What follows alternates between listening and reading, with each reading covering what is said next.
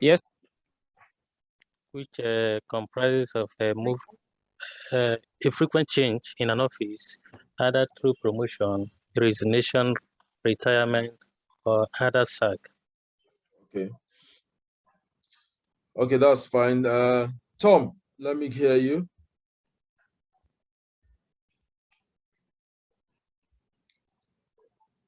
Tom, are you there?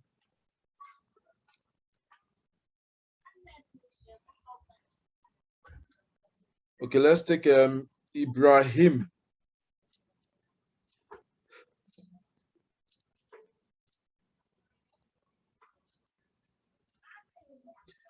Ibrahim, are you in class? If Ibrahim is not there at the moment, let's take Awe. Awe, please.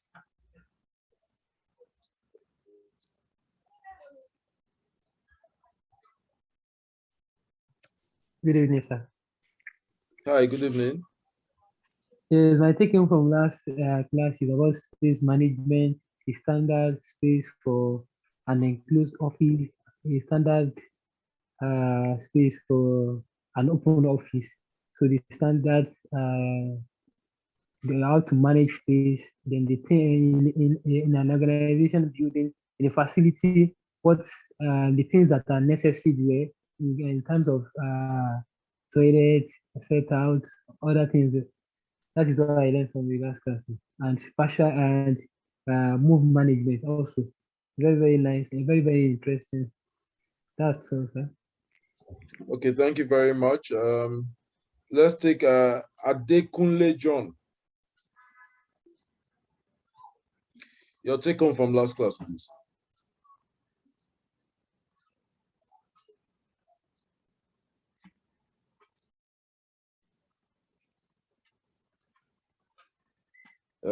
While we wait for him, let's take Moses.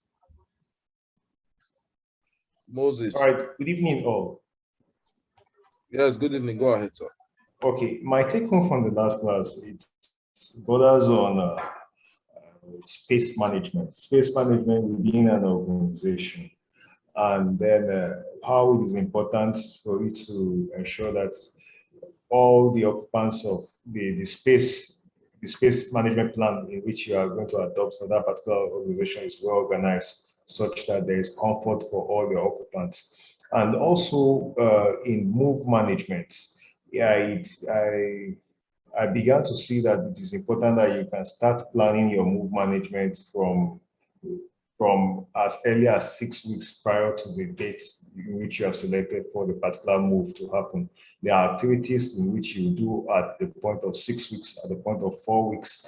And I also came to see that communication with the occupants of a particular building or a particular facility is very, very important prior, during, and after the movement. So those are the few things I've learned from the last class. Thank you. Okay, thank you very much for that. Emmanuel, let's take you quickly. Good evening, sir. Good evening, to the class.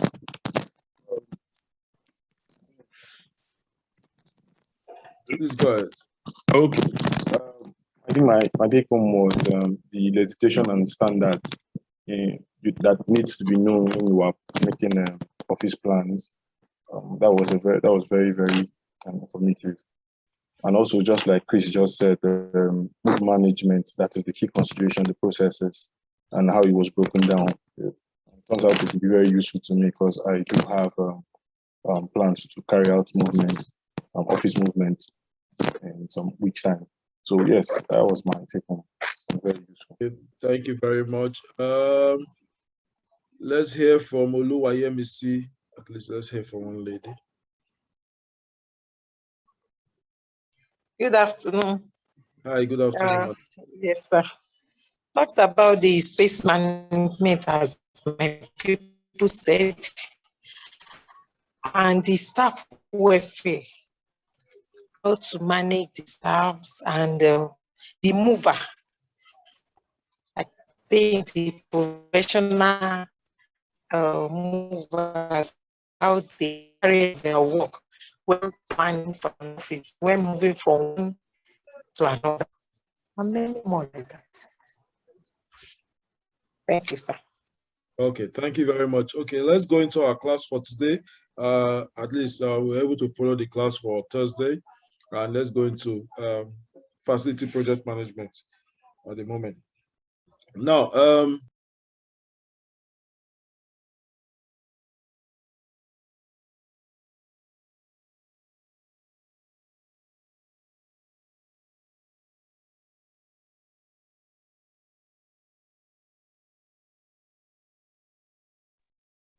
Can't hear you, sir.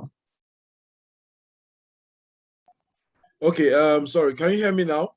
Yes, we can. Yes, Okay, I my can. mic Please. was muted. I said our goal for today is to go into project management. And the class is broken into project management and facility project management. But I will dwell more on project management because it's just the same with facility project management. Project management will handle a broader project, while the FM project management handles the regular small to small projects you have per time in your facilities. The ones that just a quick fix, which are actually projects. We'll just go into it, and I'll just take the basic principles for us to understand, and then we'll roll exactly into the course. So, what is a project is the first thing I always ask. A project is defined as a temporary endeavor undertaken to create a unique product or a service or a result. A project is a temporary endeavor undertaken to create a unique product, service, or result. And a project is temporary in that it has a definite beginning and end time. Therefore, it is defined by scope and resources. A project is always temporary, no matter how long. It has a start date and a finish date. That's the most important thing you must know about the project. And the project is unique in that it is not a routine operation. It's not a routine activity that happens. It's not like a routine maintenance. If you have a project to install an air conditioner, once you install that air conditioner, the project has ended. The thing you now do to that air conditioner, which you service probably every month or every two months, is a routine activity. That's an operation, not a project, because it's done in a routine format. So a project is actually unique because it has a start and a finish time, and it has a unique result that comes out of it. But a specific set of operations designed to accomplish a singular goal, that's talking about operation. So a project team often includes people who does not usually work together, sometimes from different organizations across multiple geographical zones or areas. So you can actually run a project and then you'll be running with different people, not everybody working in the same place. Just a diagram to just explain more on the project. The project is temporary. You must just know these terms. The project is unique. It has a start time. It has an end. It has scope, which defines the work and the quality. Also has stakeholders attached to it. You have resources. You have people and materials, and it has a budget attached. Project always has beginning, has the midpoint, and has the end point. All projects must have beginning, midpoint, and end point. Project management process falls into five broad headings, five broad divisions, which we call project life cycle. We have the initiating process. You have the planning process. You have the execution process. You have the monitoring and control process. And you have the closing process. You have the planning process. You have the initiating process. You have the planning process. You have the executing process. you have the monitoring and control, and then you have the closing. Every part of this project, aspect of the project life cycle is very important. And most of the times, the part of the project cycle that you spend the most time to achieve the most results is during the planning process. The more you plan, the better your result. So really, sometimes it looks like the execution is the one that everybody sees in a project. That's when you see the activity, execution, and monitoring and control process. This too is what everybody sees. But the initiating process, the planning process, and the closing process, most of the times you don't see a lot of people in that. Those things happen on the background of the project, and people don't see it. It's the results that people get to see. If you are building a 25-story tower now, it's the time they will be doing initiating that project, getting the planning right and everything right. Those things are done in the offices by the professionals. You're not seeing them. It is when you break ground that you now begin to see that something is happening and these people are building, not knowing that that building has technically been completed before it started. Planning project. One of the first things that we must know in planning a project, identify project stakeholders. We have several project stakeholders. We have the project sponsor. Project sponsor. They are the ones that actually birth the project and also provide the main resources for the project. The ones that birth the project and provide the resources for the project. Those are project sponsors. You have the receiver of the project deliverable. The receiver of the project deliverable. The receiver of the project deliverable are the persons that receive the project when it's completed. Peradventure, the project is to produce peak milk. When peak milk is finished, the person that receives it is not necessarily the person that consumes it. It's the distributor that receives it from the company. And then the end users are the people that's the customers, the consumers are the ones that consume it. So those are the project, the receiver of the project deliverables. And the next one, we have the users of the project. The users of the project outcome. Those are the consumers, the end users, those that actually use the project. If you design a Mercedes-Benz 2022 now, S-Class, by the time Mercedes-Benz finishes that car, it is not the owner of Mercedes or the people in the factory that uses that car. No, it is the end users that come to buy that car that will now give the final result, the final testimony of what is happening to that car and how the car is functioning. So it's very important for us to know that. And another stakeholder that is the project manager and the team.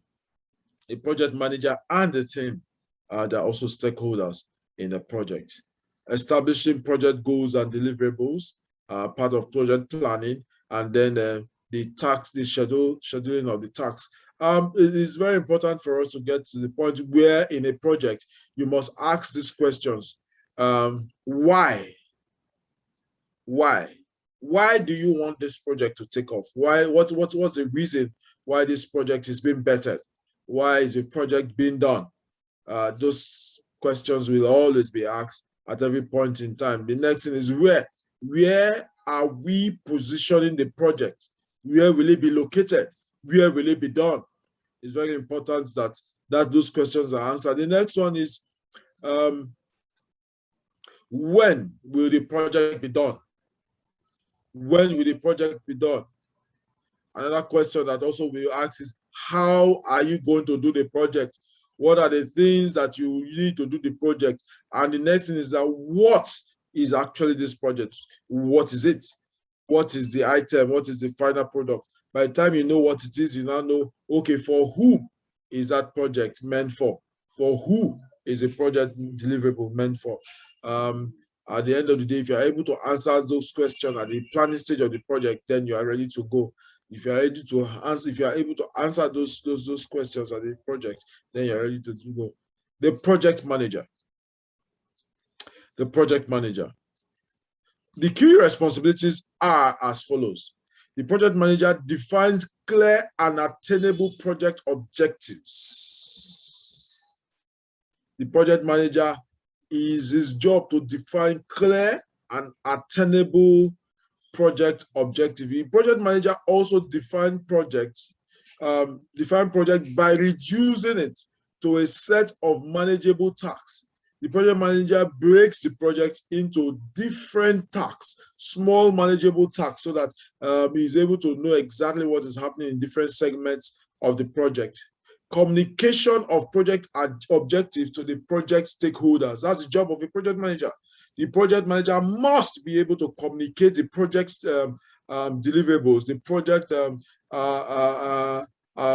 project goals, the project objectives to the stakeholders, so that they are well informed how the project is going and how to manage the project itself.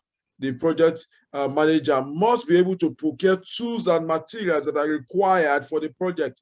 He must know and be able to put them together, all the resources that is required to run the project. The project manager must also be able to manage the project constraints that are attached to the project. Project has constraints. We'll see it as we continue. We're able to manage the project constraints, all the risks that may be associated with the project. The project manager also needs to be able to inform stakeholders of work progress regularly, i.e. the project manager is supposed to prepare a regular report that goes to the project stakeholders. It is very important that the project manager does that.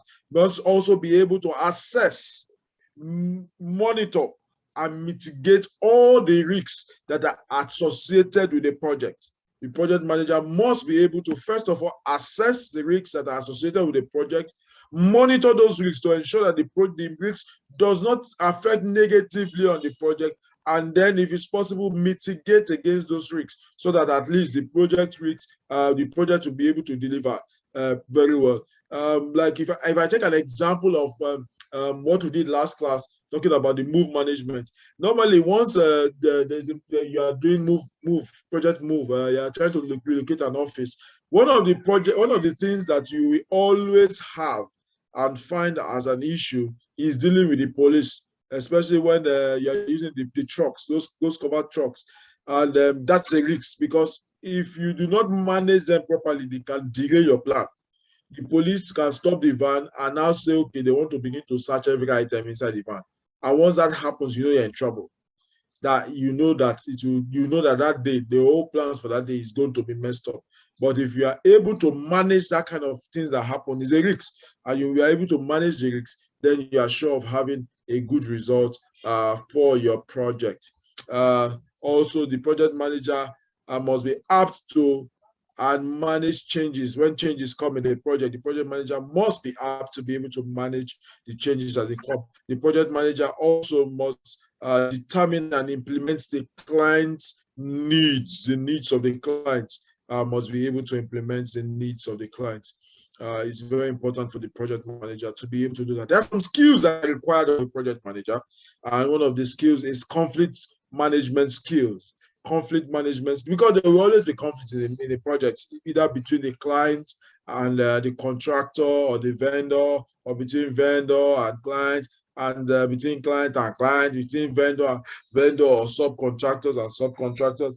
But the project manager must be a conflict manager, must be able to manage conflict, must have that as one of his skills that he must be able to possess to manage the project. Must also be a people manager, because at times the project manager may become a motivational speaker to ensure that the people in the project, or rather the project delivers as when due. Must also possess leadership and must be result oriented. This is very important for a project manager. A project manager must always be positive for any project you are managing. Yes, there will be a range of problems in a project. A project manager must be the one that is providing the result, the solution to project. The project manager must be problem solving and have creative thinking. You must not be the one to be frustrated or downcasted, and then you demobilize all the staffs and all the project resources that you are working with. You must be the one that must be positive, must have a positive mindset, must always have a winning mentality so that the project can be completed. The project manager must have planning and organization skills, must also have time management skills, must have contract management skills, and must also have negotiating skills, because you will do a lot of negotiation as the project continues. Project management procedure. A case for project initiation. The purpose of the project during the time of project initiation, that is when you determine whether the project will hold or do not hold. That is when you give the go or no go for the project. At that point in time, you are required to really understand the purpose of the project. What is the purpose of this project? The different options to be considered to be able to achieve the same project result. There are times that you look at, this project, or how do we complete it if we start? What are the best? So you consider all the different methodologies so that you'll be able to achieve the necessary result that you require for the project to be able to get. So you need to look at that and evaluation of the alternative methods to be able to achieve the result. Also, the benefits of the project. They're supposed to solve that at the point of initiating, and possess possible disadvantage of the project. Everything that we do have advantages and disadvantages. So normally at the time of initiation of the process of the project, you look at that. You appraise the cost vis-a-vis investment. You appraise the cost vis-a-vis the investment, and you summarize a potential of risks. You summarize potential of risks for the project. Project management structure. We talked about this, all the different stages. You look at the role and the responsibilities defined and accepted by the project. That's at the initiation stage. The key roles include the project sponsor, which we have talked about, and the project manager. The project sponsor and the project manager. The project brief has a project plan, risk assessment, and project closure. We'll go to the triple constraint now, the project triangle, which is called generally triple constraint. The triple constraint manages the different constraints that we'll have in a project. And it's very important for project managers to understand and know these things, so that by the time issues begin to come up on the project manager is better positioned to handle and tackle the issues. As one of the things that the project manager must know, that in the triple constraint, which is the project triangle, you have time, you have scope, you have quality at the middle, and you have cost. This triangle is actually an equilateral triangle. An equilateral triangle is a triangle that has all equal sides. It's a triangle that has all equal sides. An equilateral triangle is a triangle that has all equal sides. Excuse me.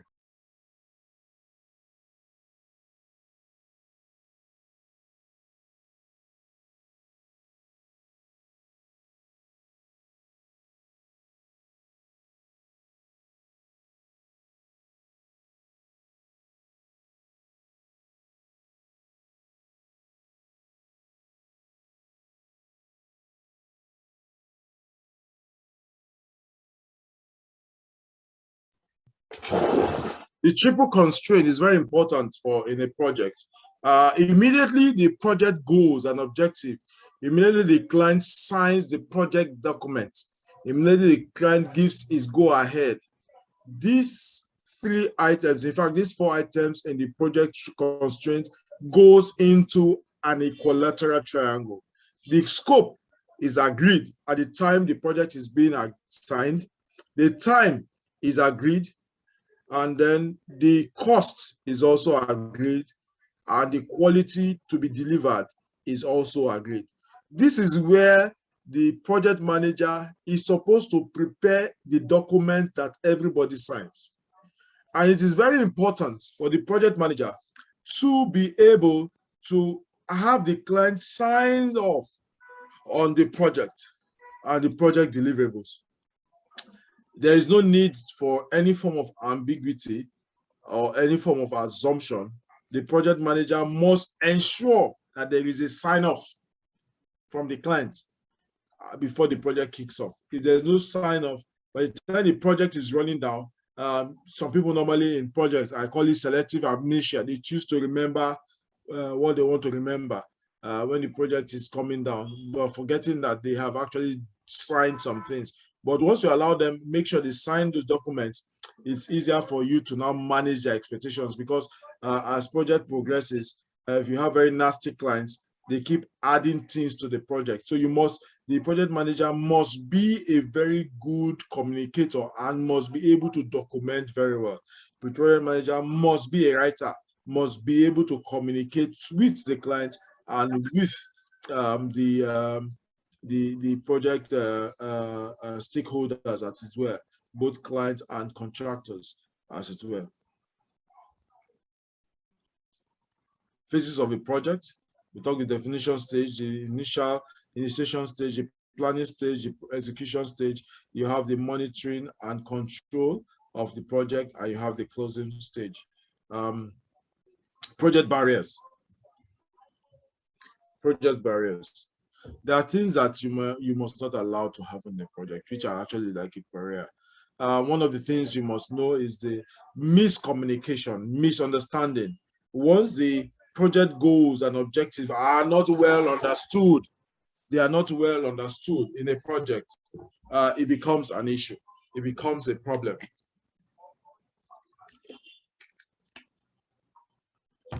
If it's not well understood, it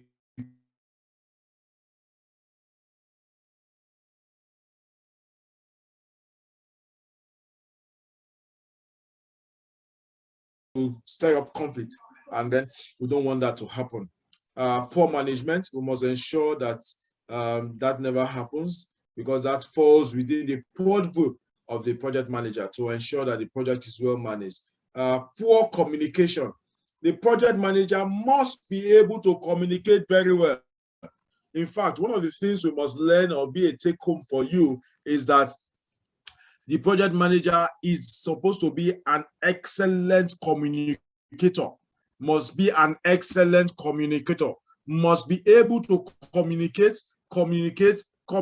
and communicate again, because it is very important for the project manager to pass his message across at every point in time so that there is no misunderstanding. We talked about personality conflict. We must be able to manage that, and disagreements which always arise. Goals and objectives not being clearly defined. As a project manager, you must always define the project goals and objectives with timelines, what you need to understand. And then there's also a barrier, bad weather, especially when it comes to the kind of rain that fell yesterday in Lagos was terrible. And if you are actually running a project, sometimes that kind of weather can actually disrupt activity, can disrupt people from getting, the workers from getting to site, and you must make provision and plan accordingly around that. Ensure the following do not occur in a project that you are managing. There are some things that should not occur. Customers' expectation not being met. As a project manager, this must never happen on your project. This must never happen in your project, that the customer's expectation is not being met. No matter what you do, where you find yourself, always ensure that the customer's expectation is being met. Let me also add that the customer documented expectation is what you meet, not the feeling, not the things you perceive, not what you think that the customer wants. It is what is written down at the initial stage of the project to ensure that when it is being called and questions are being asked, you can raise the project objective and ensure that everything has been met. You ensure that everything has been met. It's very important for you to note that. Exceeding project budget. That must never happen in your project. That means you must give the adequate budget for the project so that the project does not overshoot its budget, so it don't have cost overrun. And exceeding project timeline. We must be careful as project manager to ensure that will deliver projects that are committed to our hands within time and schedule, within the agreed time and schedule. Use inconsistent procedures and processes. That should never happen. Things that are not international best practice, we should avoid using them on our project. We must ensure that we use standards that are known to deliver our project. Significant amount of overtime, we must avoid it in our project. We only use our overtime when it is required. Waste of time and resources, we must avoid waste of time and resources in a project. Most of the times you try as much. That's why planning is very important, so that you do the right thing and do whatever you are doing, do it once, do the right thing first at once, so that you don't need to repeat. Unforeseen external and internal events. So as much as possible, the project manager is supposed to plan to ensure that do a proper risk analysis, so that before events happen, you'll be able to predict and know exactly where you are. You know, so much from my experience, I discovered that most projects, people forget that we have rainy season in Nigeria, especially around this part of the globe, because it is when rainy season comes, that's when you begin to hear, it's rainy season, we cannot move. But you already knew that, at least since I've been born till now, there have always been rainy season between the month of let's say February to October, November. The rain will always fall, you know, and it's something that is known. So as a project manager, you must take cognizance of things like that and plan around it to ensure that you mitigate against such defined risks. Defining a project, define phase and project input. Formation of the project team. You must be able to form the project team as a project manager. Document customers' needs. I've talked about that. You need to write it down so that you know exactly what you need to offer to the customer. Develop a project charter. Develop a project charter. A project charter is a document that contains everything that relates to the project, both the project execution plan, the HSE plan, the risk management plan, like the project Bible. You develop that. All the documents that come into the project, you keep it into a dossier that becomes a project charter. Develop a progress map. As the project goes, you develop a progress map to show how the project is progressing. Defining project objective. Define project objective. The first step to undertaking a project is to, one, define the project goals and objective. You must know exactly what the goals and the objective of the project is, and be able to define it very well, so that you'll be able to know exactly what you need to do. The steps requires to achieve the goals, the steps that are required to achieve the project goals and objective. You must be able to define that very well so that it is clear. And the project objective should be describe the project outcomes. What are you expected to get as a project outcomes? And then the objective must be smart. They must be specific. They must be measurable. They must be achievable. They must be realistic, and they must be time bound. That's smart. They must be specific. They must be measurable. They must be achievable. They must be realistic, and they must be time bound. The objective must be smart. It must be concise and clear. The objective must be clear, must be straight to point, must be clear for everybody to understand, must be accepted by the project stakeholders. The stakeholders must accept the objective so that they can run with this. Provide a definition, a definite description of the project. The project objectives must provide a definite description of the project, so everybody is carried along with what is happening in the project.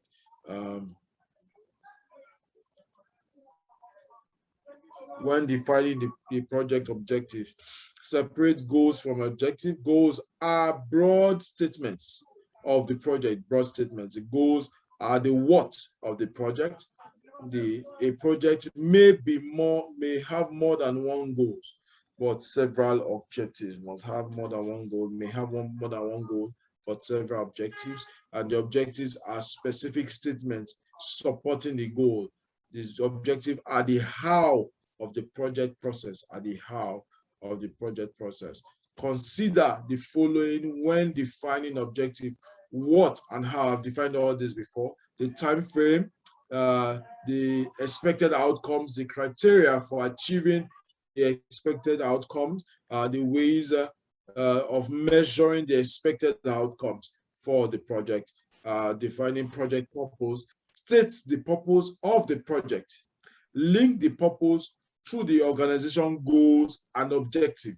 You must be able to link whatever project you are doing to the organization goals and objective. Define the purpose. Defining the purpose helps to predict problems, helps in proper planning and controlling of the project activities. Once you're able to define the purpose, it will help you to manage all that for the project.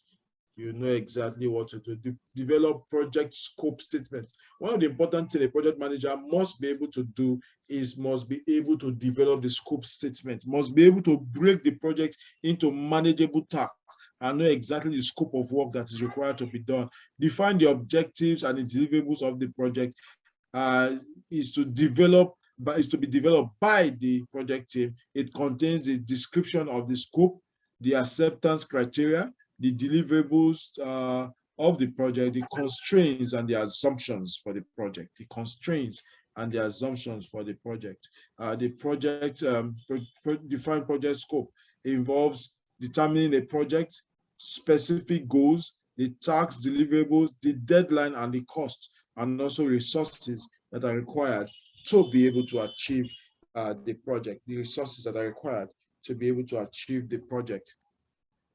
Clarifying project parameters and limitations. Clarifying project parameters and limitations. Set project duration.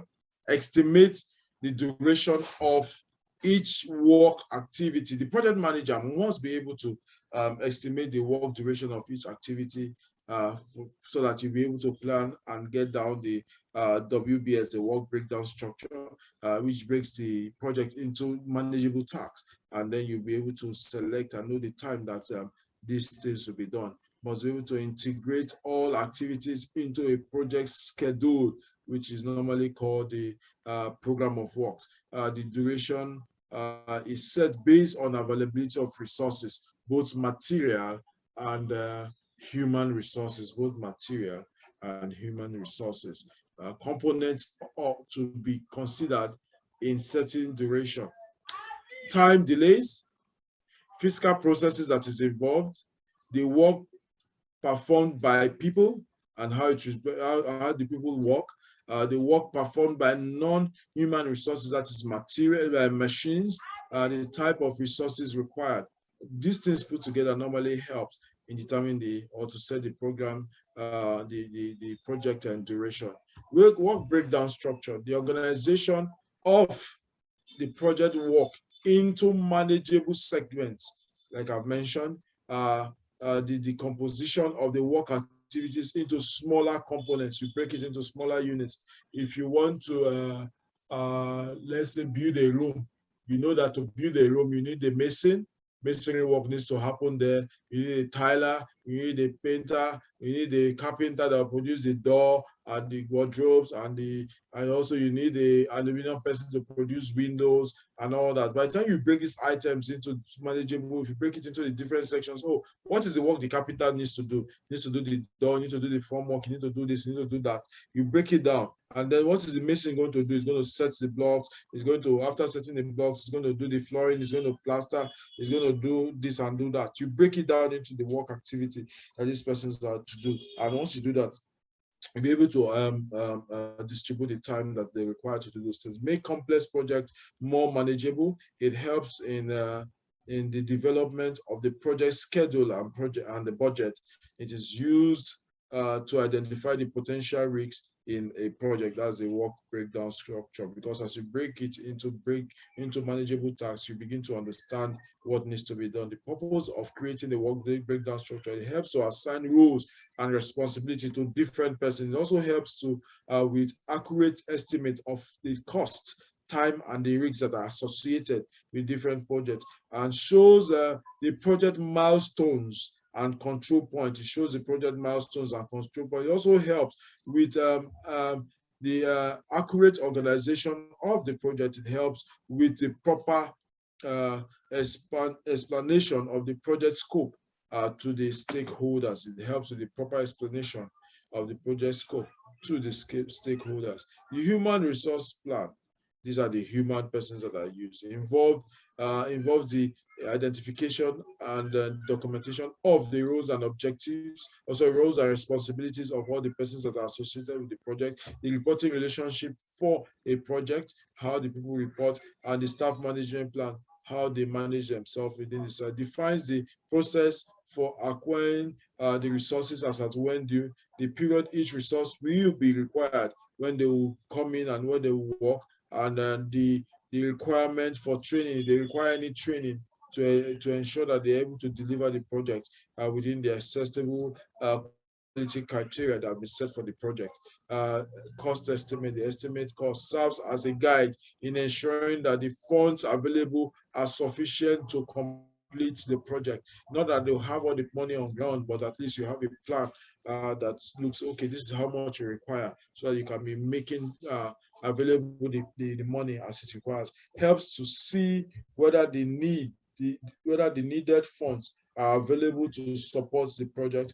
Enables comparison of the anticipated benefit against the anticipated cost, the anticipated benefit. Every project has its own advantages and disadvantages. You look at what the benefits are vis-a-vis the cost of running the project, and identify if the project is viable, identify if the project is viable.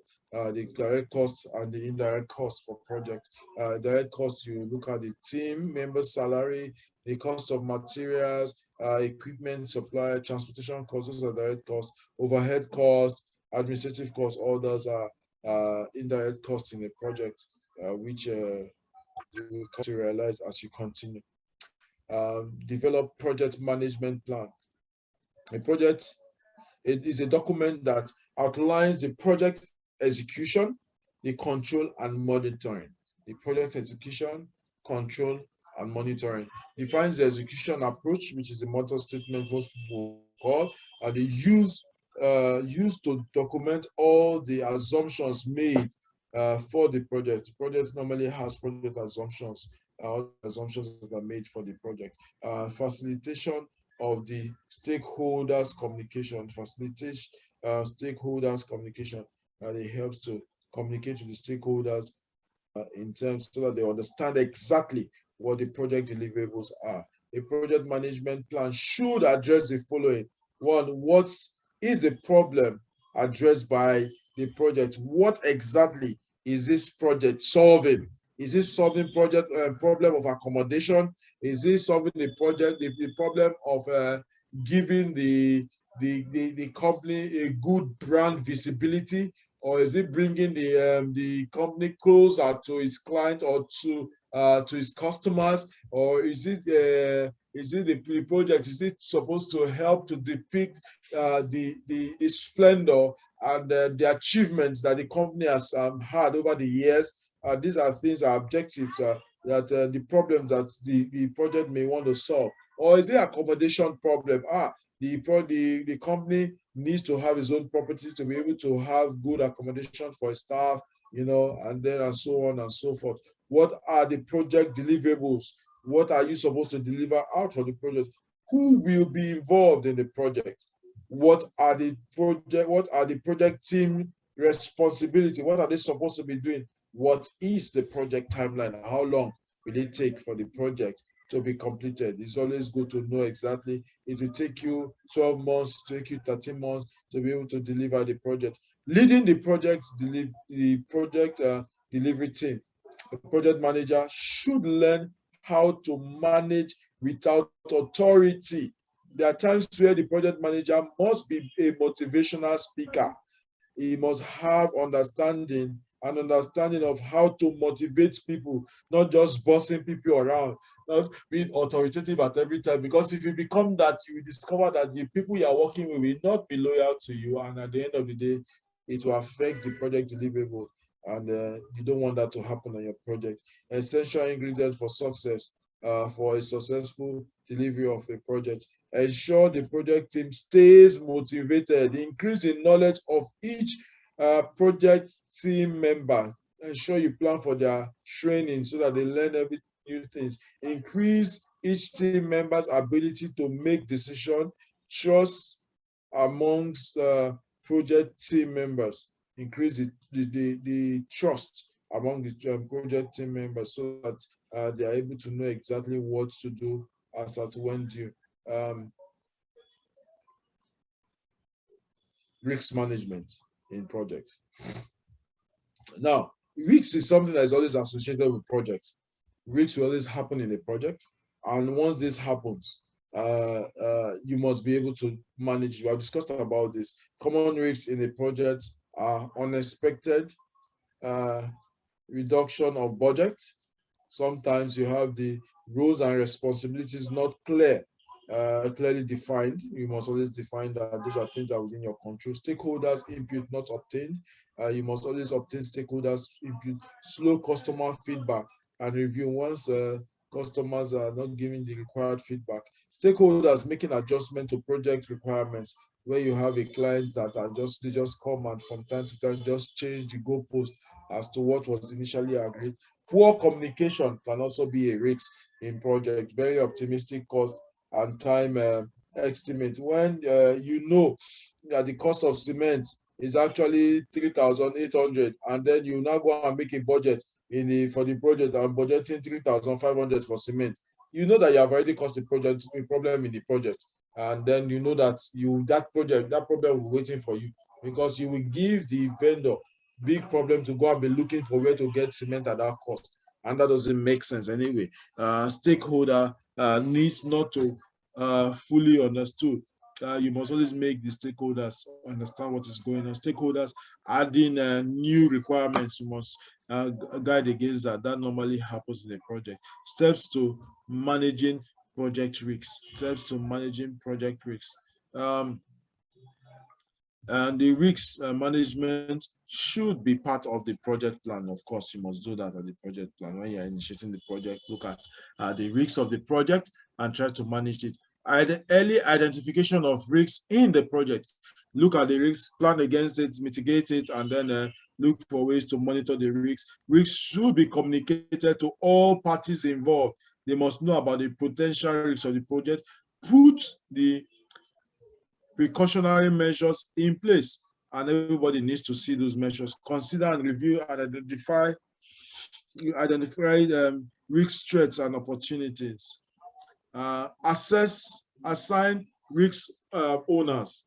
When you have major risks, you assign it to some persons to manage. If you know, okay, there's an issue with the weather, what do? You assign that to somebody. Somebody should be your weatherman, checking the weather chart to know there's prediction that rain will fall between Wednesday and Thursday. If it's possible, let's reduce activities within those days so that the rain will not disturb us. You know, that kind of thing. Prioritize your risks. You look at the risks and know how to manage them. Risks should be closely analyzed. Always analyze the risks. Plan and implement response to risks. Once a response is given, once a risk is identified and requires a response, implement it immediately. Do not wait till it's morphed into a big issue.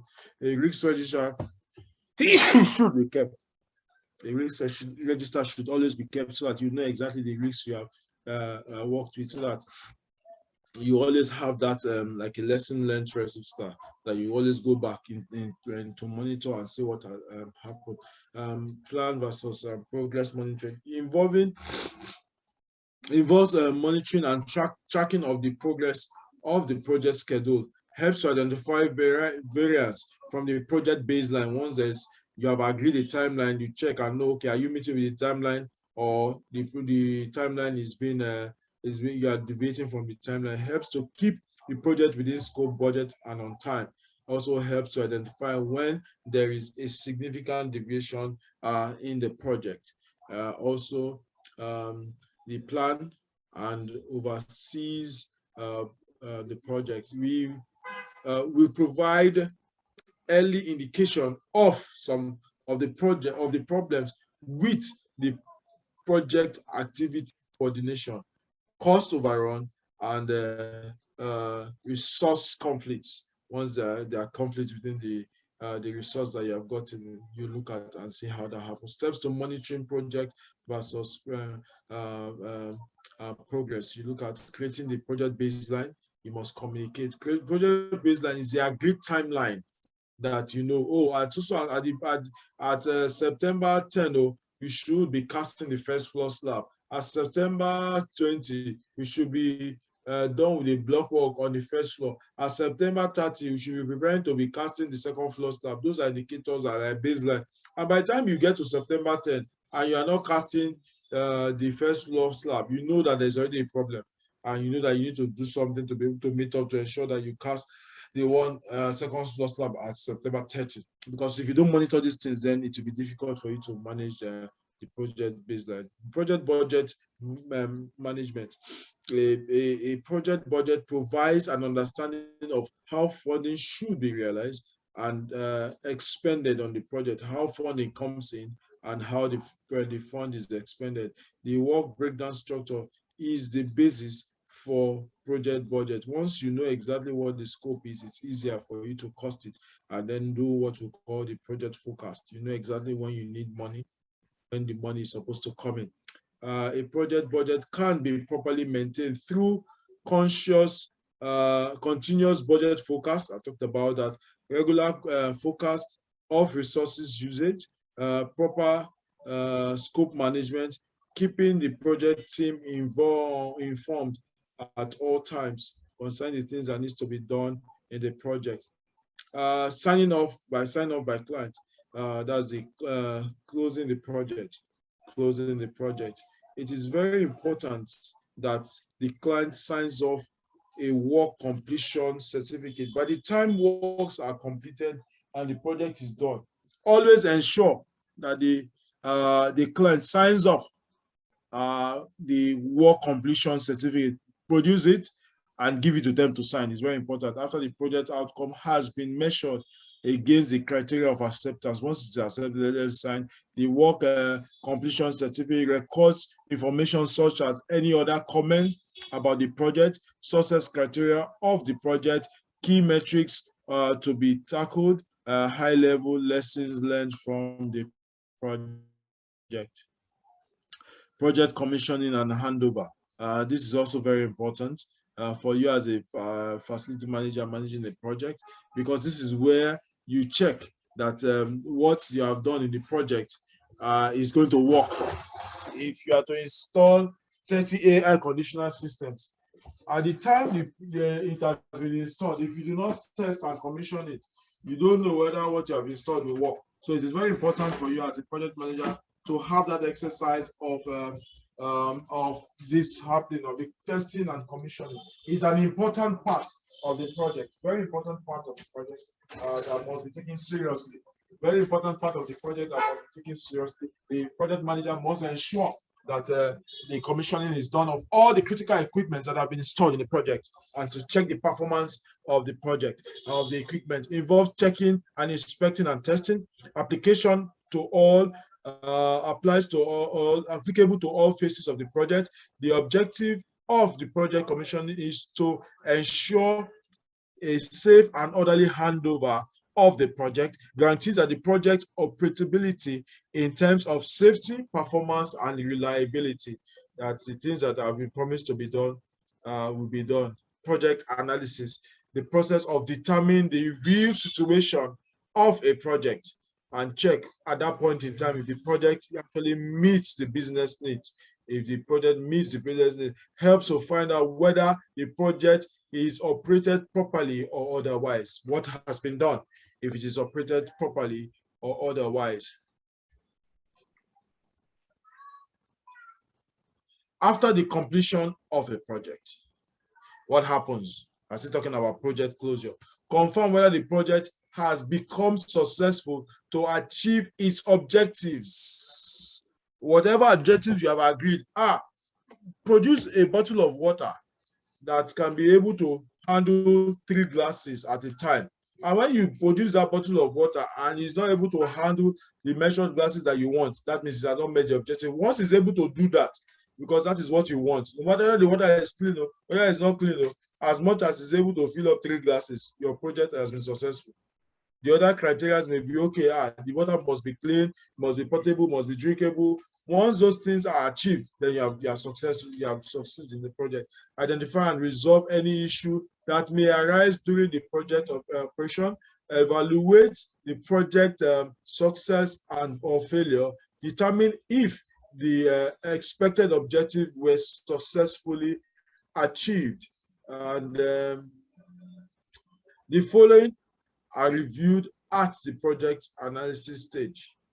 Achievement of the project objective, proper utilization of resources, saving on resources, the usefulness of the decision taken, and the services rendered. The next thing that we normally do in projects is filing. Filing is an important part of the project.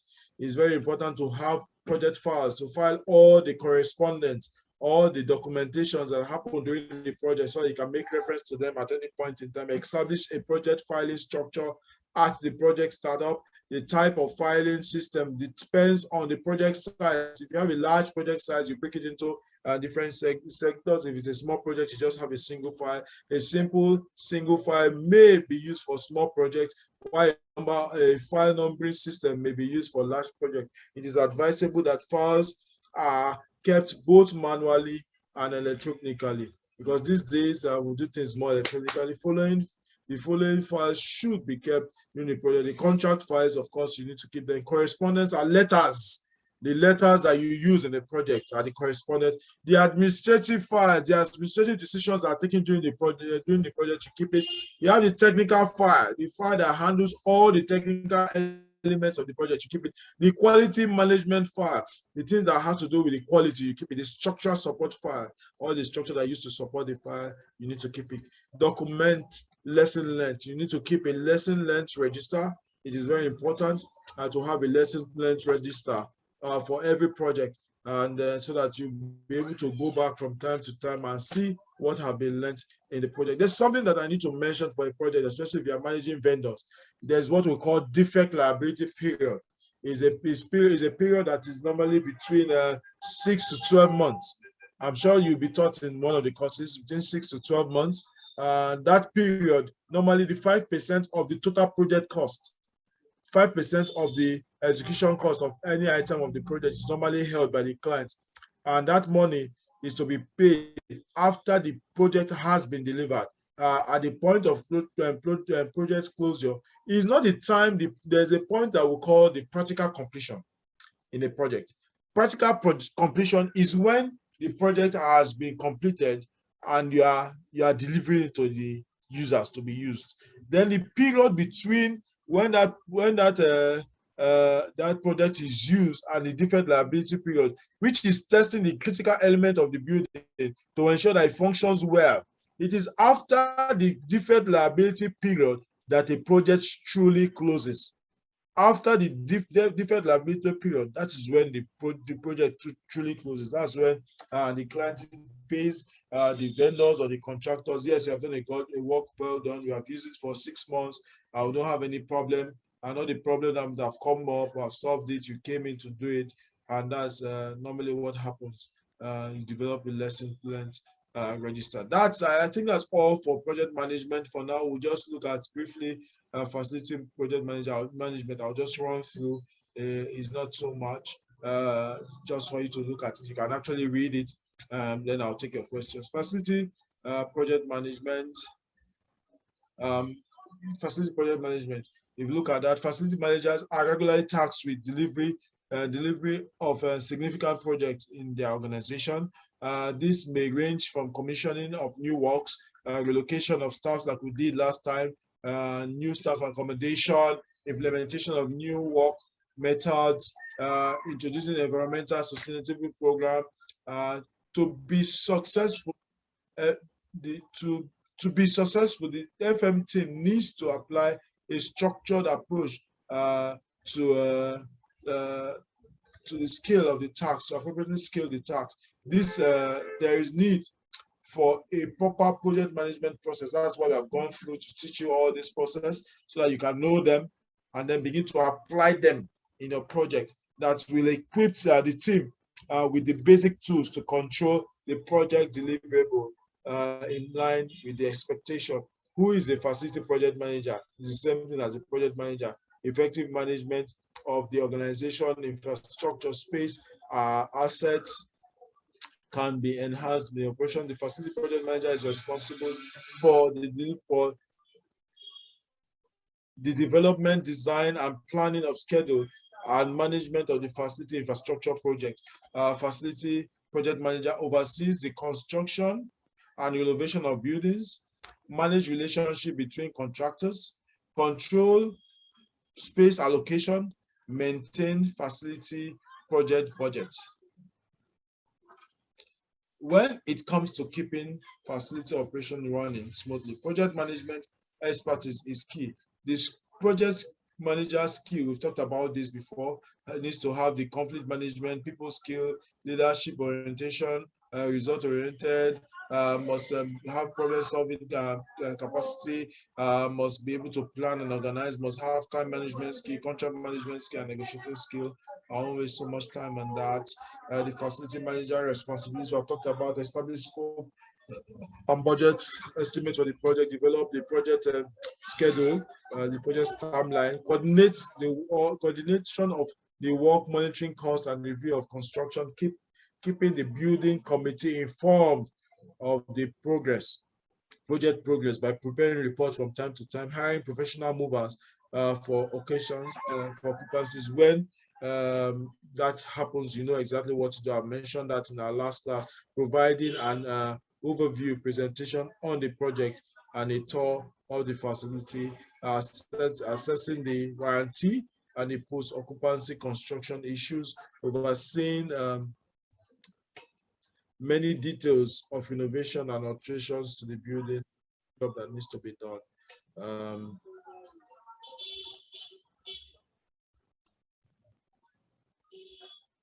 The customer survey in facility project management.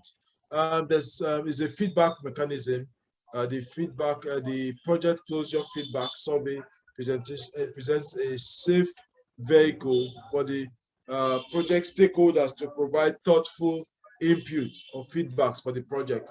The project closure feedback provides the ability to capture project closure metrics. You are supposed to always have a project, the customer survey document as a project manager. The survey content, the project closure feedback survey should be focused on gathering input from the stakeholders in two key areas. One, does the project delivered meet the stakeholders' expectation? You need to ask them, did it meet your expectation? If the answer is yes, they'll tell you. If the answer is no, you grade it whether from 1 to 5 and check if it is if it is no, 1, likely 2, most likely 3, excellent, very good, 4, then 5, maybe excellent or something.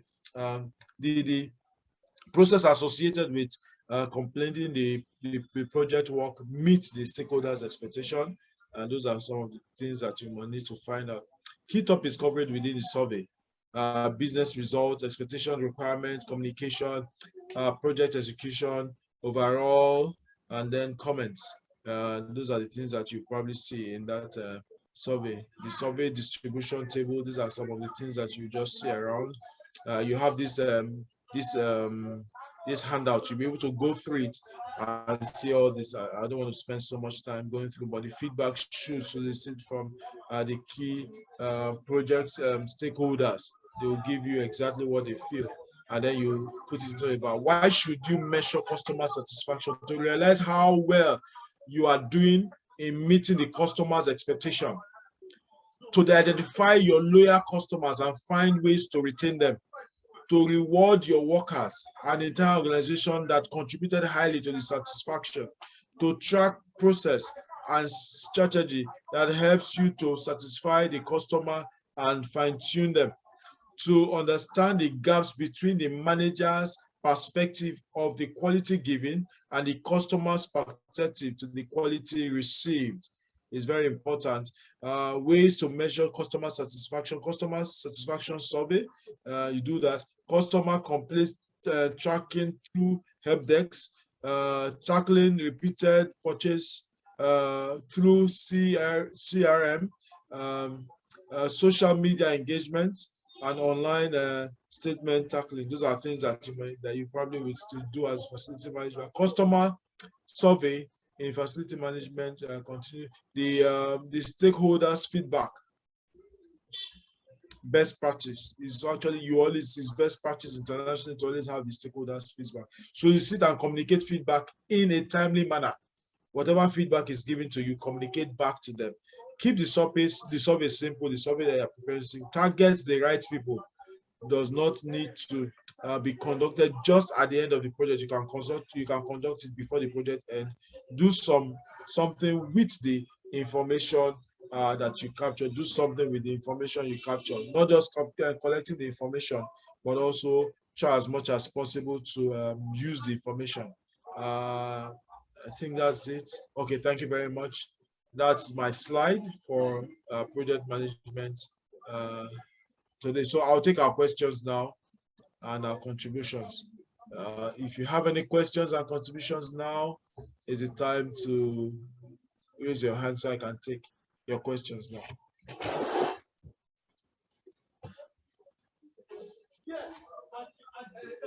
Okay, questions. Let's take our questions.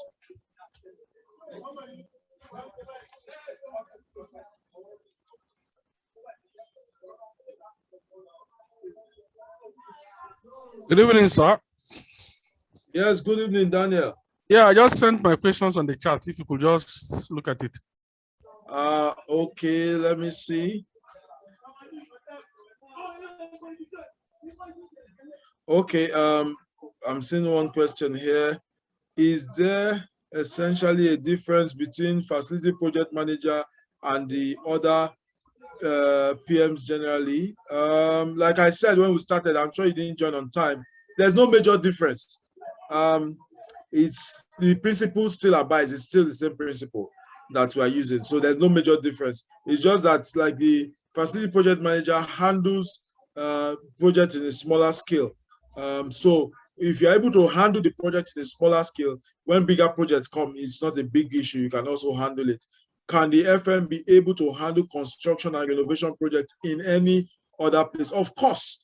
That's why one of the reasons why you are doing this course in this mastercraft, so that you understand the principles that is required for you to handle these things as it comes.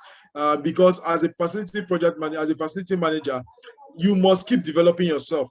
And that's why you are coming for this course. It is if you are able to handle a small project like installing a door, and you take the critical elements, you look at the scope, you look at time, you look at cost, and you look at the quality, and you see that you are able to manage it properly, and you are able to achieve the result as at when you deliver it with within the right budget, you deliver it within the right time, and the quality is good, and you are okay with it, and the client is okay with it. Once you're able to do that one simple one, as you begin to advance and make progress, you do more. Maybe to paint the whole facility, you do the same thing, you use the same principle, and you achieve the same result. You will discover that you get better. So when you come to a full-fledged renovation job, you know exactly what to do and how to manage it, and know how to engage the right people to ensure that you deliver the result as a facility project manager. I hope I've answered your question, Daniel. Thank you. Thank you. Okay, more questions?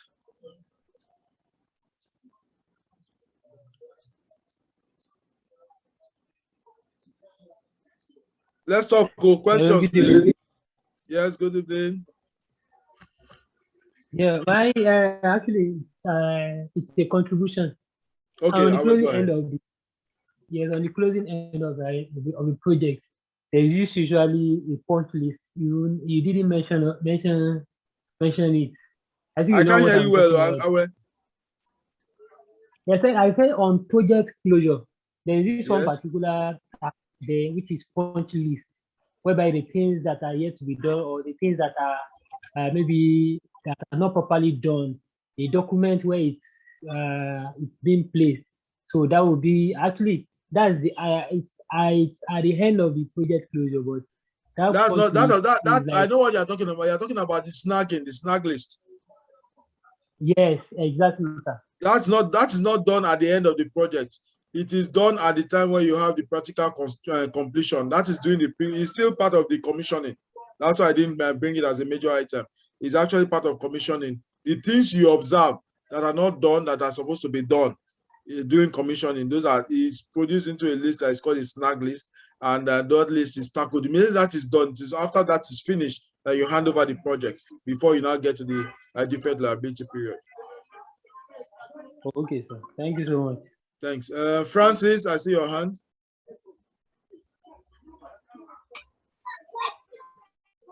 Good evening, sir. Good evening, Oga. Yeah, thank you for the lectures. Please, I want you to explain again the project charter. I hope I got the word right. Okay, like I said, the project charter is more like the project Bible. Okay. It contains almost everything that has to do with the project. Okay. The project charter is like a compendium of all the things that you need to do and do in the project.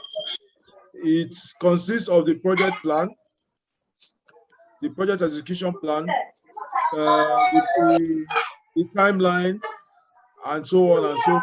It is like it's a complete. How will I put it? It's a document that describes the project in its entirety. Okay, so we can say it's a brochure for the project. Yes, something like that. Okay. It's like it's a statement that shows exactly what the project is achieving. Okay. Yeah, I get it, sir. Thank you, sir. Thank you.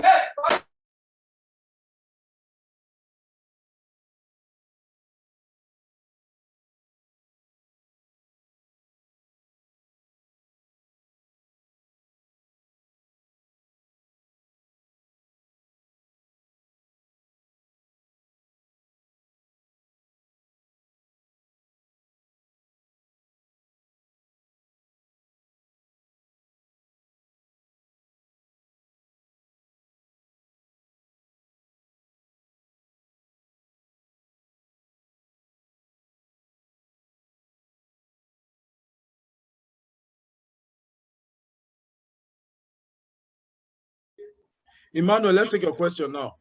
Okay. Thank you very much for the lecture. So my question is back to what Abe just pointed out. So I wanted to confirm the snag list. Is it the same thing with the lessons learned documents? No, the snag list is totally different from lesson learned. Lesson learned, as it connotes, is lessons you learn from the project. The decisions you take that are right, the decision you took that are wrong, the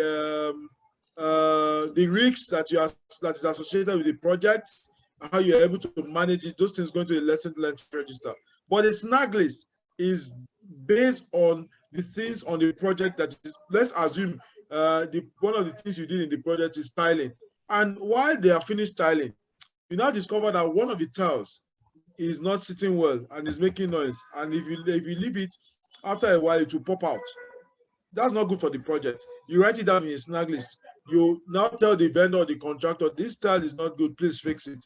When that tile is not fixed, it's still on the snag list. Immediately it is fixed, it's off the snag list. If they painted a wall and the wall is not looking properly painted, you identify it on the snag list. Wall left wall on the server room does not look properly painted. Please attend to it. Once it's not done, it's still there pending. Immediately it is done, it's tracked out of the snag list. The snag list has to do with items that are not properly installed in the project. So it's a monitoring tool. Sort of. Oh, okay. Sort of. It's actually like a monitoring tool. Okay, thank you. Yeah, more questions, please.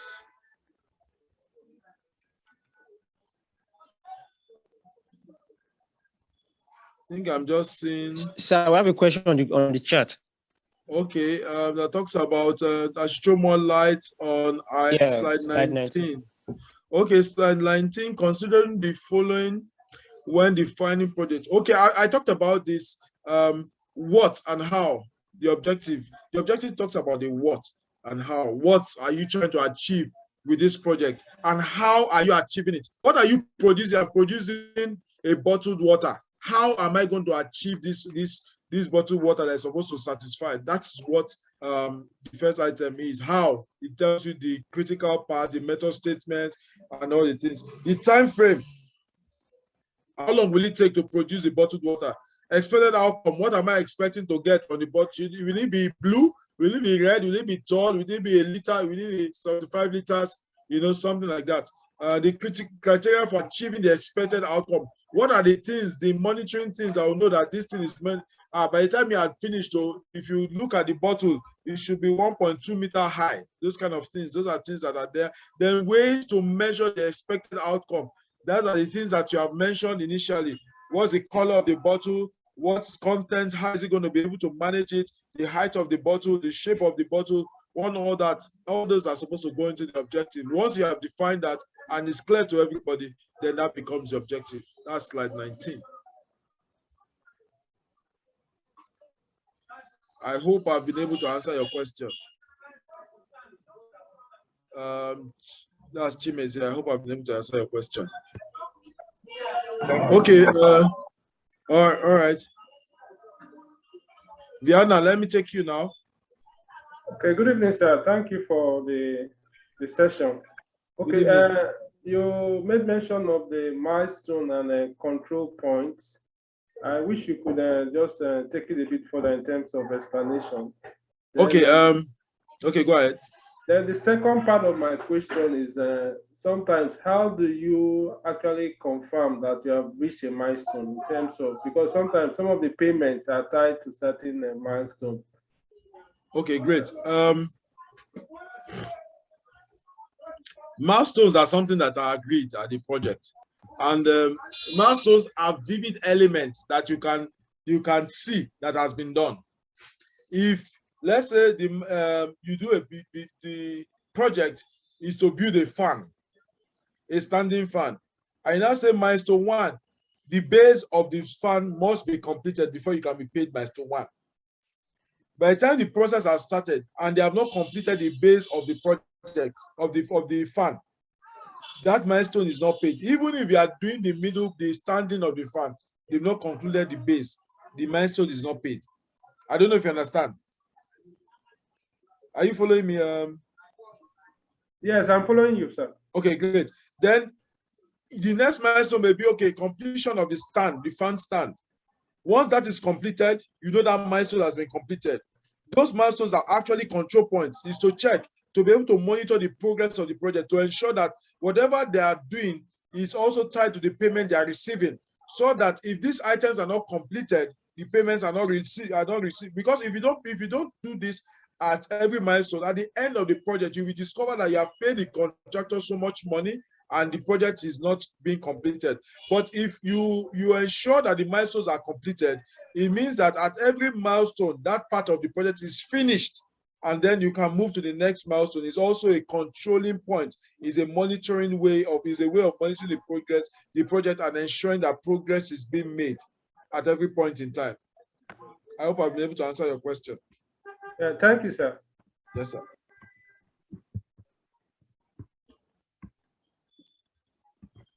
Okay, more questions, please.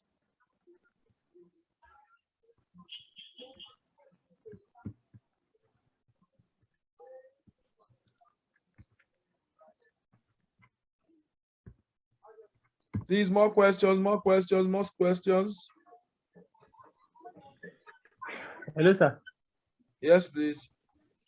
Yes, actually, this is not a question. I just want to like inform the whole class, for somebody that is willing or eager to know more about project management. There is a particular course on Sailor Academy, a 62 hours project management course with videos and detailed materials. On that, when I was offering the course, that is where I learned about the procurement project processes, different type of budget. It has a lot in it. So anybody that is interested in knowing more about project management, there is a 62 hours free course with free certificate on Sailor Academy. That is also what I wanted to inform the Yeah, class. well, you can discuss this on the chat. You can discuss this on the group chat. Okay, sir. Yeah, you can. You see, what we are doing here, if we go into full project management that you probably will see in different axes, so that you don't get yourself exactly confused. What you are teaching here in Max-Migold is to help you deliver your day-to-day project as it relates to the facility you are managing. As you grow in FM, you begin to understand all the bases that we have given to you. You begin to see them expanded and now have full understanding of what is related and what is required of you as a project manager. It's not just, if you pack some of all these things together and put it, you discover that you get confused. You don't know when to apply them. And that's not our goal. It's this course is supposed to be able to help you apply what you have learned, because the other part of this course is where you'll be posted to different facilities to be able to apply what you have been taught. It's like a hands-on training, so that you don't just have something that you call head knowledge. You also you are able to now apply these things that you have been taught, so that you begin to derive value from what you have been taught. That's the aim of this. It's not just giving you this one, that one. There are different metrics that you can use for project management, different tools that you can use. And then at the end of the day, you don't get yourself confused if you are not able to achieve the project goals and the project objectives. That's not our goal. We want you to be able to achieve it in the simplest of ways so that you can define it. Okay, if you don't have any other questions, I want to say, with these few points of mine, I hope I've been able to convince you and not to confuse you on project management. I think our next class will be on, I think, building fabric or thereabouts. I'm not too sure. Building fabric and regulatory requirements. I think that should be. I'll check out the dates. We'll expand more on these things as we progress on the class. Like I said earlier on, if you have any other questions, you can pass it to the WhatsApp group, and it will be sent to me, and I'll address the questions. And I'll probably do either a short recorded voice note, or I'll write it out, or I do a video for you to be able to attend to your questions. Thank you very much for your time, and God bless you. Thank you, sir. Thank you, sir. Thank you very sir. much. God bless you too. Bless you too. Thank you very much, sir. Thank you.